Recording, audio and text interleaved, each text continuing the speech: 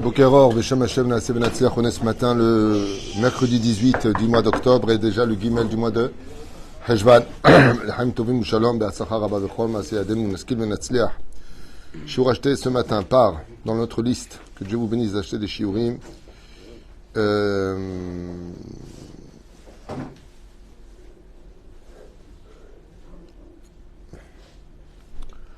Ok. Je ne savais pas qu'il y avait un thème, donc pour ce matin, c'est Lashon Hara, mauvaise parole. Alors on va changer de cours, parce que je n'avais pas du tout prévu de parler de ça, parce que c'est pour une réfoua cinéma urgente, donc, de son papa, donc Esther qui achète pour son papa Chaim Yitzhak Jackie Ben Léa, je suppose, ça doit être ça. Yiratzon chez Zchut HaTorah, Lagen Ba'edo Shlachlu Achlama Mira Ubriyut Ena Refoua Shlema. Que de bonnes nouvelles, Be'ezrat Hashem Yeshuot Venermot pour Chaim Yitzhak Jackie Ben Léa. Par le mérite de cette étude, et bien sûr, pour toute notre liste, pour tous nos soldats, pour tous ces shvouim qui sont faits prisonniers, Be'ezrat Hashem, qu'on ait que de bonnes nouvelles et que la paix revienne vite. Be'ezrat Hashem dans de meilleures conditions, avec, si c'est possible, la Géoula à la clé. Bon, puisqu'on m'a demandé de parler de la Lashon Hara ce matin, on va en parler. À Kol Me'et Hashem. Tu vois, c'est dans la liste, je suis. Et on nous demande de parler de ça. Qu'est-ce que cela veut dire? À Emet, on va parler du sujet. On va parler à la limite de la vraie identité du peuple d'Israël. Si on devait faire preuve de sincérité, allez, soyons clairs, soyons honnêtes. Ok? Depuis quelques années, est-ce qu'on peut dire qu'on aime les religions en Israël? Est-ce qu'on peut dire qu'ils nous haïssent? Oui. Vous pouvez le dire ouvertement. C'est marqué dans la Gemara de Ktubot, c'est marqué dans Sota, c'est marqué dans Sanhedrin. Ireachet imasu. C'est pire que, c'est même pas de la haine. Si on en a marre de vous, si vous pouviez dégager du pays. Est-ce qu'on peut dire qu'entre nous, ça allait bien? Non. On peut dire ouvertement, au niveau du travail, des conflits tous les jours. Est-ce qu'on peut dire qu'au niveau des couples, c'est bécédaire? C'est une catastrophe. On a aujourd'hui 50% de divorces. Et même pendant cette période difficile de guerre, mon téléphone sonne. Rav Tutu, je suis désolé. Attendez, qu'est-ce qu'il y a? Ça va pas du tout avec mon mari. Zekch. Même pendant les sirènes, vous trouvez les moyens de vous engueuler dans le bunker, comment on dit bunker en hébreu? Mamad? Même dans le mamad, les gens, ils se prennent la tête. Espérons que tu crèves, t'as qu'à sortir, de toute façon, tu me verras plus. Alors moi, je veux bien, mais qu'est-ce que c'est la définition du Lashon Hara? La définition du Lashon Hara, c'est dire des vérités péjoratives sur l'autre. C'est ça le Lashon Hara. Et quand on voit encore aujourd'hui, d'une certaine façon, ce qui se passe, est-ce qu'on peut dire qu'on a réparé ça encore? Chouva Hilo. Moi, justement, ce qui me fait extrêmement peur, c'est le lendemain de la guerre. J'ai extrêmement peur. Je dis franchement, s'il n'y a pas la Géoula, on plongera dans les abîmes comme jamais on les a connus. Jamais. L'histoire de mon peuple me fera peur. Pourquoi? Parce qu'on va chercher qui était le responsable, les dégâts collatéraux. Et ensuite, voilà, heureusement qu'il n'y avait que l'armée, le monde des religieux, des yeshivot, mis de côté encore plus. J'ai très peur de ça. J'ai très peur parce que, en 38 ans que je suis là, avec les guerres qu'on a passées, c'est ce qui s'est passé.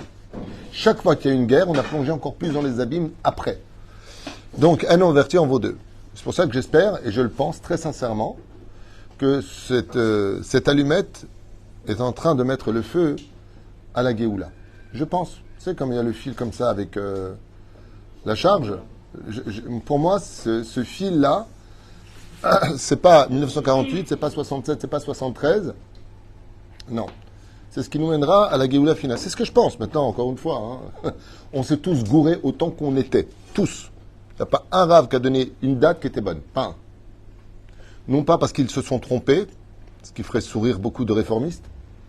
Non, ils ne se sont pas trompés. C'est nous qui avons oublié de descendre pour la Géoula. Descendre du train. C'est-à-dire que le train nous a emmenés à la station de la Géoula et nous, on n'est pas descendus. Ça veut dire que c'était une année propice à la Géoula. Comme dit le Harizal, Shnat Alpaïm. Shtachas, c'était l'année de la Géoula selon le Harizal. Une année propice à la Géoula. Seulement, si on ne la veut pas, elle ne vient pas. Et qu'est-ce qui empêche la Géoula de venir? Le Lashon Hara. D'où est-ce qu'on le sait? De la Gemara elle-même qui le dit, de nos Chachamim, dans tous les livres. Le Beth Amikdash a été détruit à cause du Lashon Hara. Et il ne sera reconstruit que grâce à la shtika, c'est-à-dire au fait de se taire.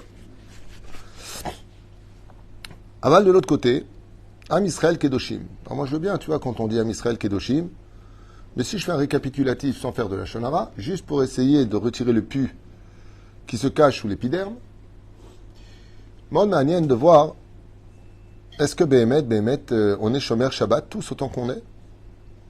Non. Combien de Shomer Shabbat en Israël, vous savez? 20%. C'est un séquer qui a été fait par Meretz à l'époque. 20% de Shomer Shabbat. Combien il y a de traditionnalistes en Israël? 80%. Ce que je vous donne, c'est les chiffres qui ont été faits par Yediot Acharonot. Vrai ou faux, c'est à peu près pas approximatif.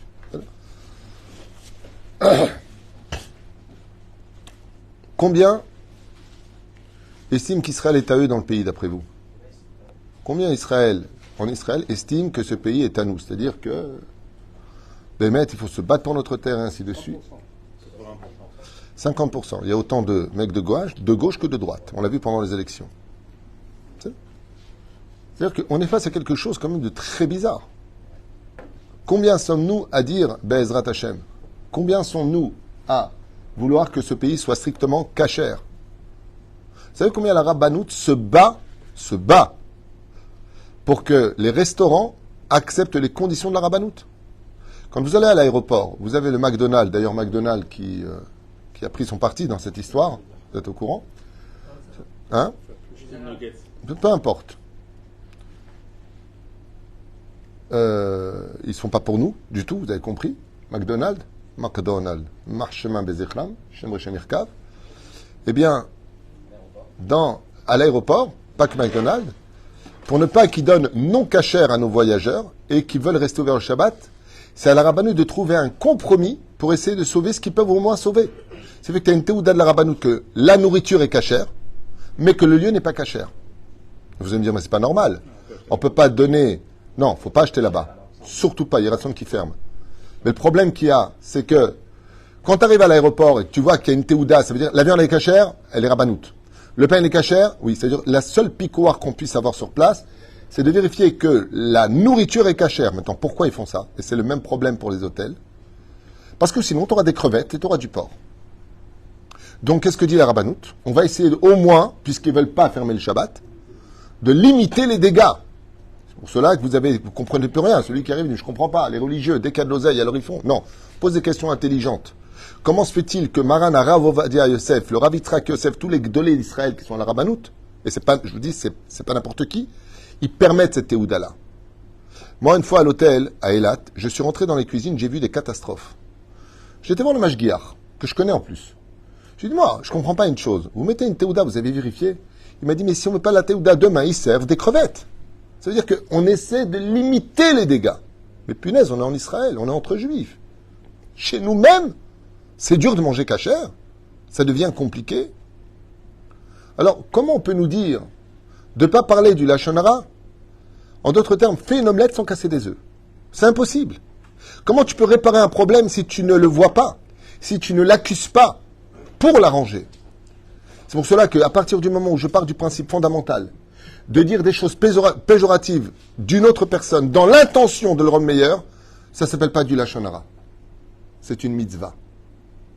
Ça veut dire que si tu veux me voir en me disant, tu sais que lui, il fait ça et ça, ma réponse va être, pourquoi tu me le dis? Parce que vous êtes le seul qui l'écoute. Ah, donc tu comptes sur moi pour l'arranger. Oui, c'est pas du Lachon Hara. C'est une mitzvah selon le Chafetz Chaim.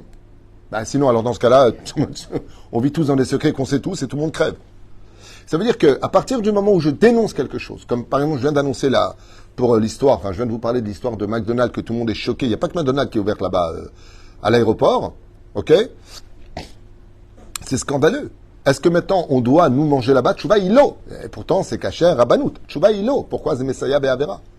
Ça a été fait pour les gens qui n'en ont rien à faire. Que ce soit ouvert ou soit kasher. Au moins qu'ils mangent kasher. Au moins qu'ils mangent kasher. Quand on voyage dans les avions et que tu peux commander un plateau kasher et que tu vois des gens à côté de toi ne pas commander un plateau kasher et qui te donnent de la viande à manger, taref, et je vais zébayaretzin, il s'appelle mar'is. Mar'is, ça veut dire, tu aurais pu manger kasher et tu choisis de ne pas manger kasher, cette avéra-là, elle n'a presque pas de tchouba possible. Et pourtant, c'est ce qu'on voit. On voit bégadol, surtout pas kasher, surtout pas de filine.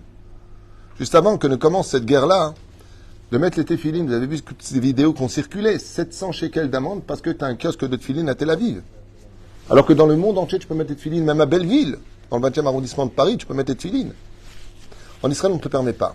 Même pas à Netanya.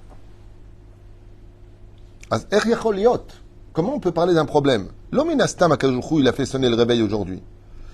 Maintenant que vous avez entendu ça, hein, qui commence avec des choses très péjoratives, on va essayer de relever un peu l'étendard d'Israël. Vous allez comprendre pourquoi j'ai parlé de ça.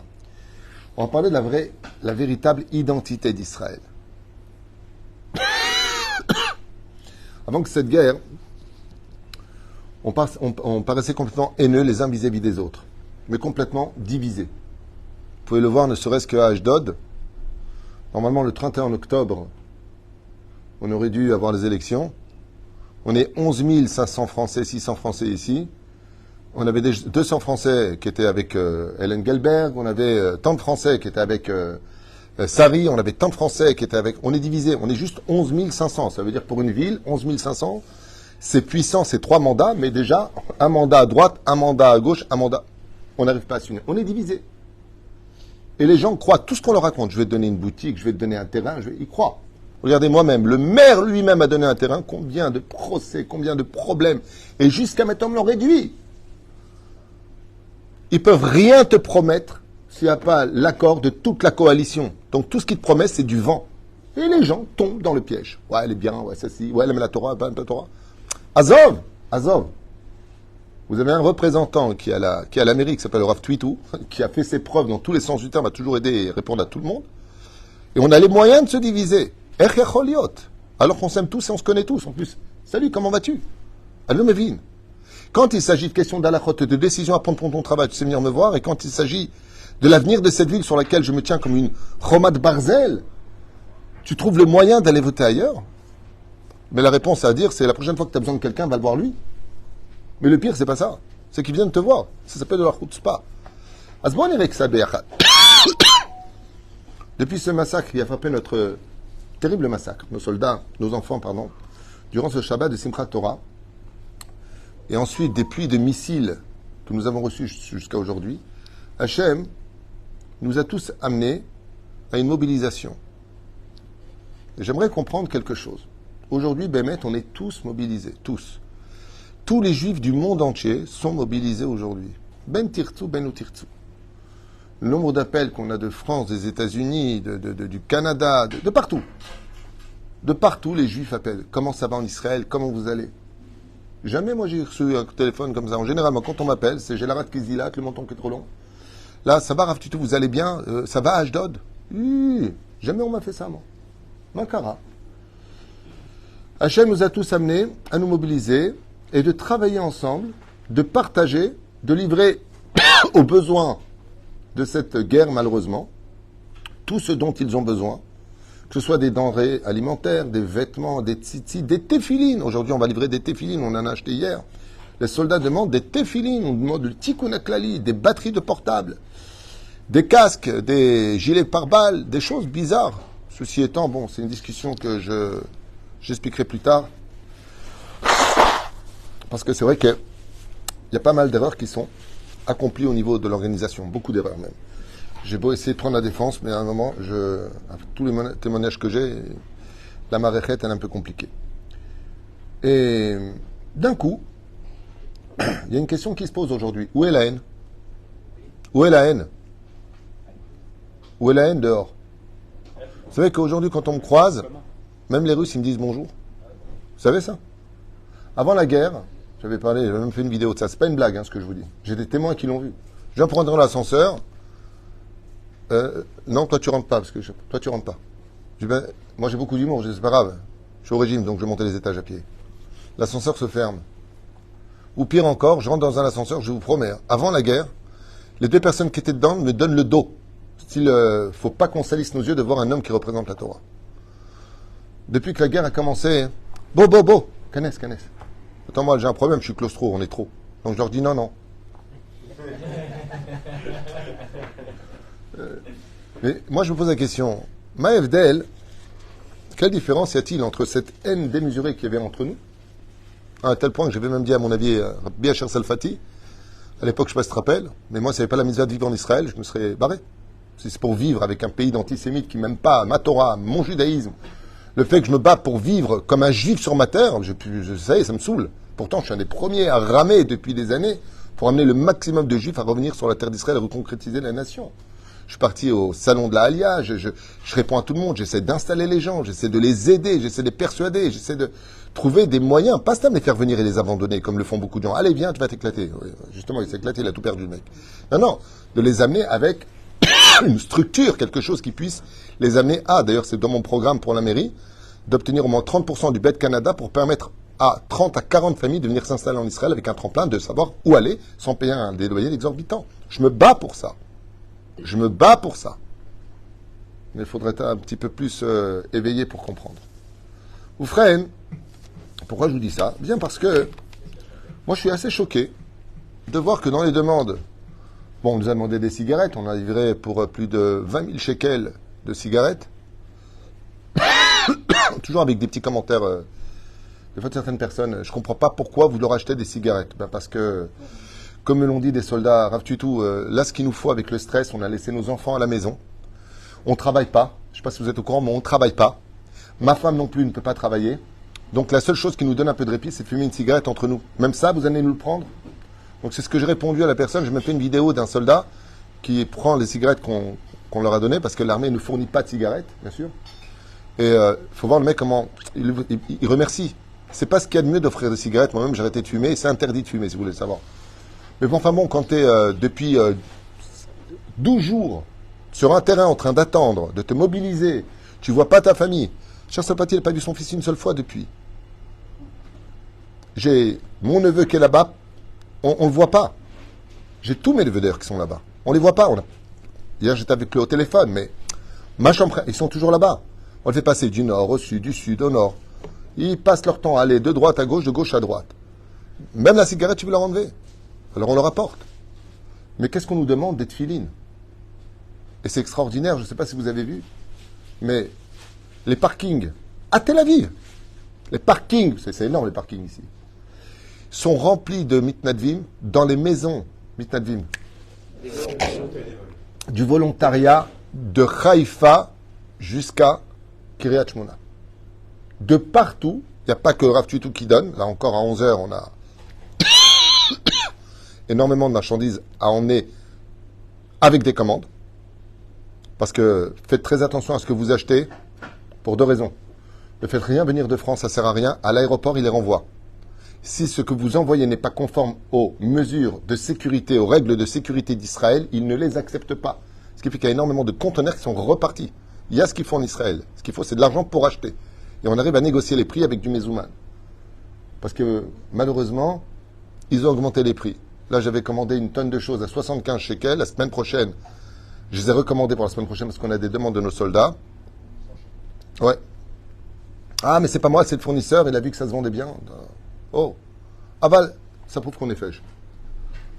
Les Juifs, c'est les seuls qui savent faire du business, même en temps de guerre. On est unique. Qu'est-ce que tu as, Baba? C'est qui parle? Je ne sais pas qui parle, donc je ne donne pas l'adresse. Nous, on a notre liste de volontariat, on ne donne pas d'adresse. Si c'est une personne que je ne connais pas, je ne donne pas l'adresse, ni le lieu de là où ça se trouve. Ça s'appelle de la prudence. Toda.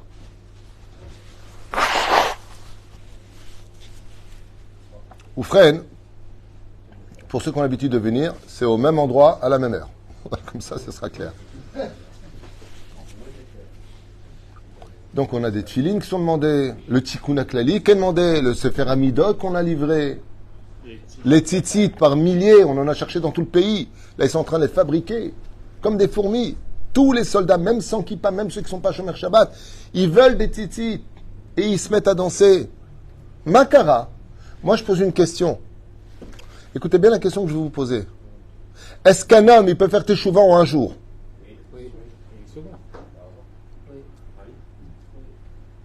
Vous avez contredit tous les livres de Torah. Le Harizal, il faut même plusieurs Gilgulim. Et Kol Reshem Yashmid. Ad Arba Gilgulim. Je répète la question. Vous avez déjà vu, vous, des gens qui ont fait Tchouva en un jour? Dans la Gemara, là-bas, c'est rapporté. Les femmes, et après même Tu viens de donner la réponse. Ben Gourgia, tu viens de donner la réponse. Il y en a eu un.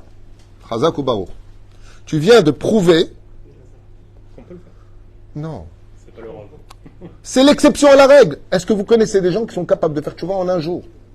Tchouva ilo. Personne ne peut faire tchouva en un jour. Ça prend des années de faire tes tchouva. Ça prend des années avant de dire, tiens, je vais mettre une kippa sur la tête, je vais mettre tes tefilines.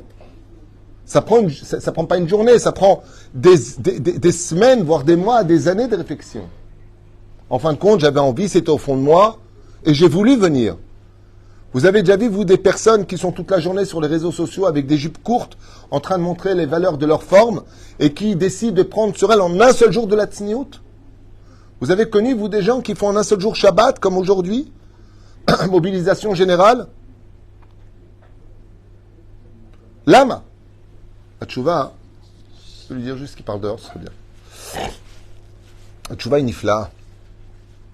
C'est ce qu'explique le Rav Kook, le Maharal de Prague. Tous nos livres, sans exception, tous vont dans la même direction. Tous vont dans la même direction. Quand vous achetez un fruit, on va prendre un des fruits que j'aime beaucoup, qui est rempli de douceur, l'orange. L'orange, d'abord c'est beau, une orange, personnellement.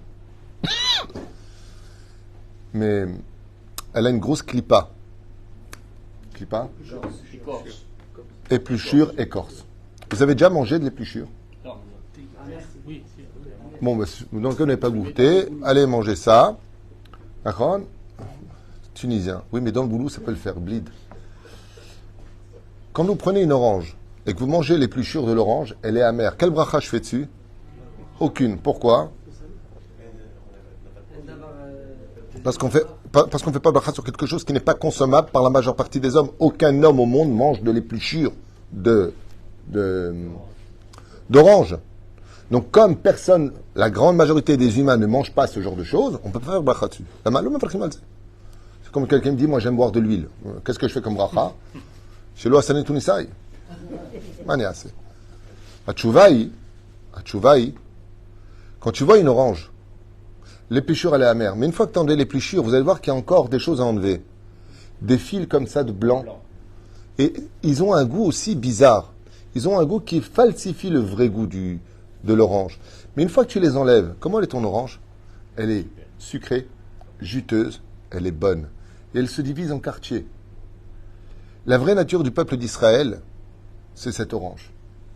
Il suffit tout simplement qu'un seul couteau vienne éplucher l'orange, ou qu'avec tes doigts, tu commences à retirer cette épluchure pour qu'apparaisse d'un coup la vraie nature du peuple d'Israël. Et la question la réponse à la question que je te demandais, est-ce qu'on peut faire tchouva en un jour? Oui, la preuve en est. Ce que fait me répondre, regardez ce qui se passe aujourd'hui. C'était ça la réponse. Ça veut dire qu'il faut enlever l'épluchure. Il faut recevoir sur nous les sirènes et nous rappeler qu'on est tous juifs, parce que eux, quand ils envoient des missiles, ils vont pas dire, ah non, lui, il est kippa sruga, lui, il est kippa shrora, lui, il n'a pas de kippa, lui, il fait shomer Shabbat, tu fais pas shomer Shabbat. T'es juif, tu crèves, Nikuda. Quand ils sont arrivés là-bas, ils n'ont pas tué des gens qui étaient shomer Shabbat, pas shomer Shabbat. Ils ont pris aussi des non-juifs avec eux. Mais t'étais avec les juifs, tu mérites de mourir. T'es emmené. On fait pas de différence. Il y a du juif, on prend. Et ça, c'est quand Akadosh Baruch Hu, en un instant, il retire l'épluchure de notre peuple. Ça veut dire que si Akadosh Baruch Hu nous dit tous les matins de dire Asher Bachar Banu Mikol Ha'amim, de tous les peuples, nous avons été choisis. Pourquoi? Réponse de Yalozur Hazim, parce qu'on est un peuple humble, parce qu'on est un peuple uni, parce qu'on est attaché à une racine qui vient de Avraham, Yitzhak, Yaakov, Sarah, Rivka, Rachel et Léa. Parce qu'on vient d'un monde où on n'est qu'une seule famille. On est une seule famille. Regardez, Israël est sur sa terre. On cherche les Juifs partout où ils sont, sur terre. Et on va poser la question, mais quel rapport entre un Juif qui va vivre au New Jersey et nous? Il n'y a pas de rapport au niveau géographique, au niveau de cette guerre. Pour les ennemis d'Israël, lui, c'est un de chez nous. Mais je ne connais même pas. C'est un Ashkenaz, il mange du gefilte fish. Moi, je mange du couscous boulette. Quel rapport entre lui et moi? No Kolosko. On ne se connaît pas. Pourquoi tu lui fais du mal à lui? À la limite, tu veux te venger de nous. C'est ici. Pourquoi tu lui fais du mal aux Juifs de France? La réponse est simple. Parce que tous les ennemis d'Israël, depuis des siècles, savent qu'on n'est qu'une famille sur terre, et peu importe où on habite. Moi, j'ai un fils qui vit à Elad, j'ai un fils qui vit à droite, j'ai un fils qui vit à gauche, mais c'est mes enfants. Ça veut dire qu'on est malgré tout une famille. C'est pas parce que le fils de ma femme vit en face de chez nous que ce n'est pas son fils. L'adresse ne joue pas de rôle dans l'union d'Israël. Et c'est ça qui est extraordinaire, c'est que dès qu'on nous rappelle que nous sommes une seule famille, alors Israël se débarrasse de son épluchure et en un seul jour, on est capable de voir des milliers de personnes, oui, faire teshuva.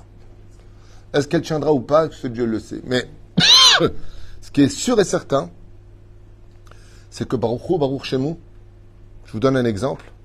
Vous avez vu que le Rabbi Yitzhak Yosef, Yameradze Sruto, chez le Moreno Arabe, Rabbi Ovadia Yosef, puisqu'aujourd'hui c'est ça, Iloula. N'oubliez pas d'allumer une bougie pour Rabbi Ovadia Yosef, d'étudier un peu de Yabi Omer Vedat, quelques halachot, Yosef Tetav de Bevot Bakever. Chers amis, je ne sais pas si vous avez vu les vidéos, mais qu'est-ce que fait le Rabbi Yitzhak Yosef, à part étudier la Torah et de s'occuper des problèmes internes de son rôle en tant que grand homme d'Israël? Il va de base en base bénir les soldats. Moi, j'ai une question à poser. Une seule question à poser. Pourquoi il l'a pas fait avant? Vous ne permettez pas? D'abord, il y avait un problème, c'est qu'on ne permettait pas aux rabbinim de rentrer. Ça, je peux te l'affirmer. Moi-même, j'ai voulu plusieurs fois dans des bases pour donner des cours, surtout pas. Qui passe Rouga et ça passait à peine. Qui passe Rora, pas du tout. De peur que nous soyons en train de les convertir au judaïsme pratiquant. Mais ça démontre une chose. Tout le monde est heureux de voir venir le grand rabbin d'Israël avec sa toque, sa djellabia, avec ses fils d'or, bénir les enfants d'Israël. Il a fallu cette guerre pour voir enfin que le monde orthodoxe s'est complètement mobilisé en tant que volontaire. Je ne sais pas si vous êtes au courant, mais j'ai même des photos de cela. Ils sont partout. Ils aident et ils portent et ils font. Vous savez combien se sont engagés volontairement dans l'armée d'Israël? Ils sont en Konenout.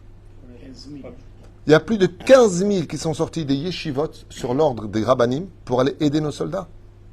Qu'est-ce qu'on est en train de prouver d'un coup? La vraie nature d'Israël.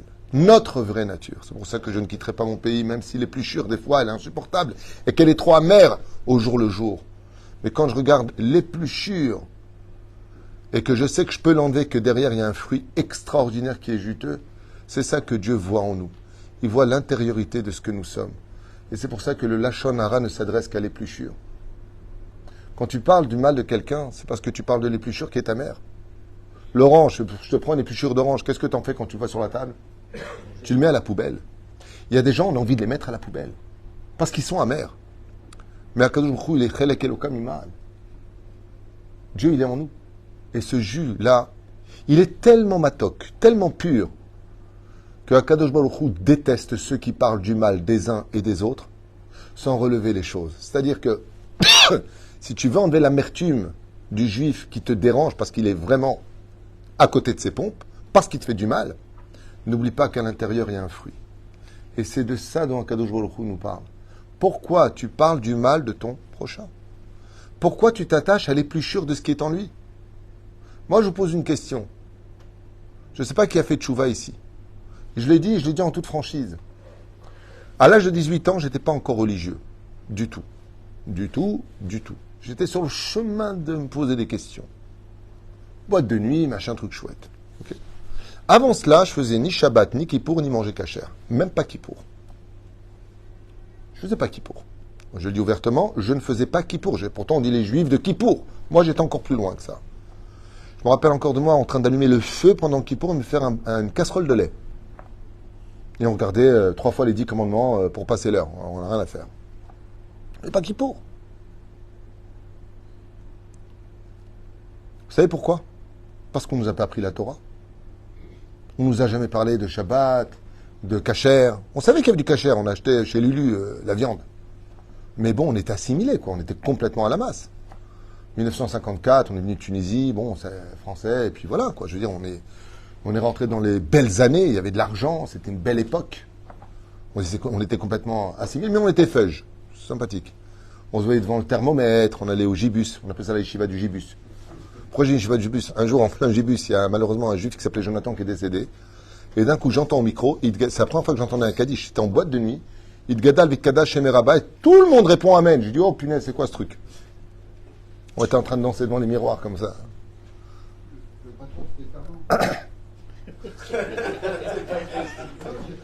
Il a fait tout.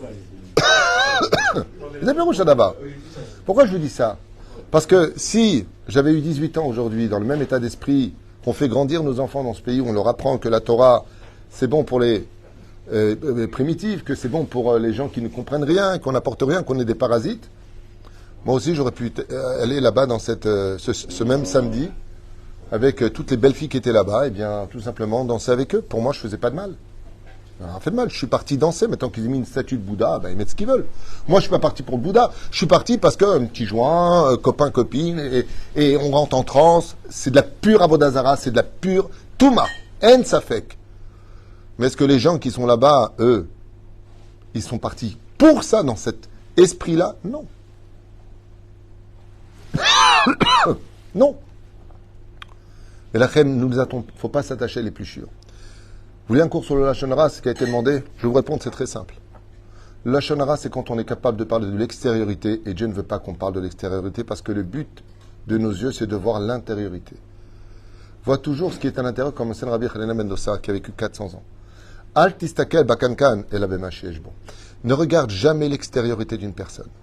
Vous savez, il y a des femmes qui sont extrêmement belles d'extérieur, mais en Neshama, elle est tellement sombre qu'elle ferait peur aux abîmes, tellement elles sont mauvaises. Vous avez des femmes qui sont beaucoup moins belles d'apparence. Mais si on était capable de voir leur Neshama, d'ailleurs c'est ce qui se passe pour les morts très souvent, les tzadikim, les vrais tzadikim, ceux qui arrivent à un degré que je voulais faire dans le cours, l'autre shiur que j'avais préparé, eh bien les tzadikim, eux, quand ils voient quelqu'un, ils ne voient pas le corps, ils voient la Neshama. Vous ne pouvez pas savoir combien il y a des Neshamot qui sont extrêmement belles, seulement, elles ne savaient pas. Elles n'ont pas exploité cet environnement, cette pnimiout qui était en eux. Combien de Hozrim Bitchouva on a vu qu'avant de les connaître, ils étaient dans la drogue, ils étaient dans la prostitution, ils étaient très loin de la Torah, comme Resh Lakish, comme Rabbi Akiva, et bien d'autres, même si ça se discute. Il y a les Tosafot qui disent qu'ils avaient fait Tchouva avant, ils sont revenus en arrière, peu importe. Avant qu'on regarde toujours, comme je dis souvent, quand vous faites un chidour, c'est vrai que c'est important de regarder l'extérieur, parce que bon, tu te lèves le matin, à un moment, tu n'as plus faim, quoi. Mais il y a plus important que ça, c'est qui va être la femme qui va vieillir avec toi, quelle discussion tu vas avoir, parce que dans la vie, il n'y a pas que le lit, et puis surtout, qui va être la mère de tes enfants. Quelle éducation tu vas lui donner, combien de fois tu vas te prendre la tête. Plus la fille est belle, et plus c'est compliqué. Parce qu'elle sait qu'elle est belle, donc il y a un prix à payer. Et des concessions à faire. Et c'est constant. Pas chez tout le monde, bien sûr. Et la reine, qu'est-ce que c'est le Lachon Hara? Celui qui est le pire de tout, c'est qu'on n'a pas été capable de se rendre compte que, à peine on a été emmené en Babylonie, par Nebuzaradan, à l'époque de Nabucodonosor, à peine Titus nous a emmenés à Rome, que sur le chemin pour aller à Rome, les filles d'Israël se sont suicidées, elles ont sauté 400 filles d'Israël à l'eau parce qu'on leur a dit qu'elles allaient servir dans les maisons roses. Elles ont dit quoi? Ils vont nous rendre impurs. Mais vous étiez impurs. Vous n'arrêtez pas de parler du mal les uns et des autres. On a enlevé les pluchures. On a dévoilé la vraie nature de juif. Et c'est pour cela que Akadosh Baruch Hu nous aime jusqu'à aujourd'hui, même quand on n'est pas. Veshachanti betortum otam. Et je résiderai malgré leur impureté. Ça veut dire quoi leur impureté? Dieu ne supporte pas ce qui est impur. Il dit non, ce que je veux dire par là, c'est que je sais que l'orange, elle a un goût amer au niveau de son épluchure. Mais alors son fruit, qu'est-ce qu'il est bon? Donc si je dois transpercer cette clipa pour arriver à l'identité de mon peuple, sachez que moi, Dieu, quand je regarde le peuple d'Israël, je ne regarde pas son extérieur, je ne regarde que son intériorité. Et il n'y a pas une plus belle femme au monde que la Neshama d'Israël. En yoter yafa ba'olam. Et la reine Akadosh Baruch Hu, qu'est-ce qu'il y a les mains d'Avardomé? Quoique il n'y a pas plus beau aussi que les enfants d'Israël. Mais les mains d'Avardomé, c'est comme si vous étiez marié avec une femme qui n'est pas la plus belle du monde. Elle est mignonne. En tout cas, pour vous, c'est la plus belle du monde. Comme souvent, j'entends les mamans quand elles ont un gosse, c'est le plus beau du monde. Punaise, tu vois le gosse, tu te dis, punaise, il lui faut des lunettes, la meuf. Mais pour elle, il est beau. Vous savez pourquoi? Parce qu'elle l'aime. Parce que c'est une partie d'elle qui est devant lui, devant elle. Donc pour elle, vous vous rendez pas compte? Moi, je ne le vois pas avec vos yeux, j'ai les miens. Akadosh Baruch Hu ne permet pas à son peuple de voir le peuple d'Israël autrement qu'avec ses yeux à lui. Chez Nehemar, c'est marqué. Ki'ain be'ain ir'u b'shuv Hashem Tzion. Si tu veux voir la vraie identité du peuple d'Israël, mets les lunettes de Dior et de Meth-Étienne. Et si tu vois ce juif mal se comporter avec toi, c'est tout simplement ou par ignorance ou parce qu'il a trop de clipotes en lui. Il est trop tamé. Et quand on est tamé, eh bien ça donne le déluge.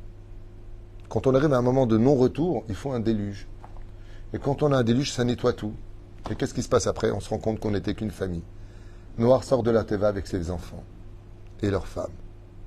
Qu'est-ce qui restait sur Terre pour redémarrer l'humanité? Une famille. Une famille paisible, Noir. Mais la guerre est finie et ça replonge dans la tour de Babel. C'est ça qui fait peur. La reine Bezrat Hashem, Shiniske, Lishmora la paix, Bezrat Hashem. Et n'oubliez pas un détail, on ne chasse pas l'obscurité avec des coups de bâton, mais avec des coups de lumière. Pérouche d'abord qu'on soit encore plus exemplaire, plus dans la Torah, qu'on se renforce beaucoup plus. Et comme je vous l'ai dit ce matin, la plus grande assurance vie du peuple d'Israël aujourd'hui, avec ce mouvement qui se lève dans le monde entier de haine contre Israël, alors que le Hamas a envoyé un missile ça a été filmé, genre le missile il sort de chez eux, d'ailleurs juste à côté de l'hôpital, c'est quand même bizarre, le missile il sort 2 rues à côté de l'hôpital, c'est filmé sur internet, c'est pas moi, wallah c'est pas moi. Le missile il sort, on ne sait pas ce qui se passe, il fait une boucle et il descend sur l'hôpital. Incroyable. C'est-à-dire qu'il s'automutile et la haine est contre nous. Comme quoi qu'il n'y a vraiment pas besoin de vraies raisons pour avoir de la haine contre Israël. Mais il y a une chose de sûre, c'est que nous, on doit faire attention à une autre sorte de missile qui fait exactement le même trajet. C'est que notre langue, elle est plus puissante qu'un missile. Le missile ne peut aller qu'à une certaine distance, elle est mesurée. La langue, elle peut traverser tous les univers. Et elle arrive jusqu'à Dieu. Pour cela que les missiles sont tous tenus droits, ou plutôt en Larson, la langue est allongée. Hazal, ils disent, pourquoi la langue, elle est... Tous les membres sont droits. La langue, elle est allongée. Il dit, parce qu'avant de la réveiller, réfléchis bien à ce que tu vas dire. Prénom Israël, aujourd'hui, la Gemara nous dit dans Sota même tête, à Moudbet, que celui qui veut sauver sa vie aujourd'hui, non seulement il y a intérêt à faire vraiment teshuva, je conseille vraiment à tout le monde, écoutez bien ce que je vous dis. Les femmes, devenez tsanoua, arrêtez vos ch'touillottes avec Shabbat, devenez shomer Shabbat kilchata. Mangez caché, respectez la nida, faites le shlom bayit. Le shlom bayit, c'est pire que le Hamas. Ce qu'on est en train de se faire aujourd'hui entre nous, c'est pire que tout. Faites des shlom bayit. Si c'est pas possible, au moins, et que vous n'avez pas réussi votre mariage, réussissez au moins votre divorce. Réussissez au moins quelque chose dans vos vies. Et surtout, n'oubliez pas de dire à chaque pas de votre vie, chaque action, Be'ezrat Hashem, imirte Hashem, en lanu leishen ela levishu b'shamayim. Comme ça dit la Gemara. À la fin des temps, Baharit be'gvata de Meshicha. Je vous enlèverai ça et ça et ça et ça et ça. Jusqu'à ce que quoi? Jusqu'à ce que vous dites maintenant, il n'y a plus que Dieu qui peut nous sauver. Encore hier, non, j'avais pas 20 ans. Encore hier, je regardais des informations de la 12e chaîne sur le portable de mon épouse. Il y a un cachet, le sien ne l'est pas, parce qu'elle travaille avec. Et j'étais apeuré, j'étais presque dégoûté. Pas une fois, les commentaires disaient « si Dieu veut ». Il n'y a pas, surtout pas les commentaires de nos soldats. Pas une fois, nous sommes prêts, nous sommes ceci, nous nous sommes préparés à ce. À ce point-là, tu n'aimes pas Dieu dans ta vie? À ce point-là, t'as honte de le dire, ça fait quoi, primitif? Akadosh Baruch Hu nous emmènera jusqu'à ce qu'on rappelle que sans lui, on n'est rien. Que sans lui, on n'est rien. Où était le Shabak? Où était le Mossad? Où était le Shin Bet? Pendant 10 heures, ils ont ouvert les trucs. Aller-retour, ils ont pris ce qu'ils voulaient, ils sont servis. Et elle est où, le grand Israël? Oui. Vous savez pourquoi ils ont fait ça à côté de Gaza? Cette fête, il faut être stupide pour faire une fête à côté de Gaza quand même, non? À cause de l'orgueil d'être sûr que c'est nous qui faisons les choses. Vous avez tous entendu cette vidéo que j'ai fait écouter hier. Des soldats qui avaient que 6 chargeurs. Ouais. Et que quand ils ont fini le 5e chargeur, ils ont mis le 6e et que pendant 10 heures, ils ont pu se défendre avec. Ils ne comprenaient pas qu'il y ait autant de balles, puisque par terre, il y avait des tapis de balles. C'était tellement miraculeux qu'ils n'osaient pas y croire. J'ai fait entendre l'enregistrement ici. Donc le cours d'hier, vous pouvez l'entendre, je l'ai fait entendre. Les soldats disent, c'est pas possible. On avait un chargeur. Combien on a de balles dans un chargeur? 30. Dans le meilleur des cas, on en a tiré plus de 300. Comment il y en avait dedans? C'est l'histoire de Baba Sala avec la bouteille. Et là, ils ont tous dit, c'est pas compliqué. Ou on a rêvé, ou alors Dieu est avec nous. Eh ben, punaise. Mazel Tov. Alors sachez une chose, Dieu est avec nous. Dieu ne nous laissera pas. Juste qu'on fasse très attention que il y a l'ennemi extérieur qui est l'épluchure. Et puis il y a l'ennemi intérieur, c'est notre langue. Si on veut la Géoula aujourd'hui, Shinishmor à la paix. Et si tu as quelque chose à dire d'un autre juif, c'est une condition. D'arriver au jus. Pour le relever. Et pas pour l'enterrer. Et Shuvot ben Chamot, Ava ve'arva, Shalom bereut. Et que Bezrat Hashem, surtout, ne craignez rien et n'ayez pas peur. Dieu ne nous laissera pas. Comme je le dis, on doit plus avoir peur de nos fautes que des ennemis. Parce que, laissez-moi vous dire une chose dure à entendre, même si c'est pas ce que vous avez envie d'entendre. Mais maximum, qu'est-ce qui peut nous arriver à part mourir? Et ben on meurt. De toute façon, on mourra tous un jour. Alors on est mort pour notre nation, pour notre terre. Au moins, on n'est pas mort pour rien. Mais par contre, les avérotes que l'on fait, elles nous enlèvent l'éternité du Olam Haba. Hachem Mimit ou Mechaye, les anges de la mort, après la mort, ils te font vivre, ils te font mourir comme ils veulent. C'est marqué comme ça, c'est pas moi qui l'invente. Hachem Mimit ou Mechaye. Comme l'a dit Rabbi Yochanan ben Zakkai. Allez, vaille que vous ayez autant peur de craindre Dieu que comme vous avez peur de vos ennemis. Allez, vaille. Chen Shadam itchazek, v'nachzor b'tshuva shlema, amen ve'amen.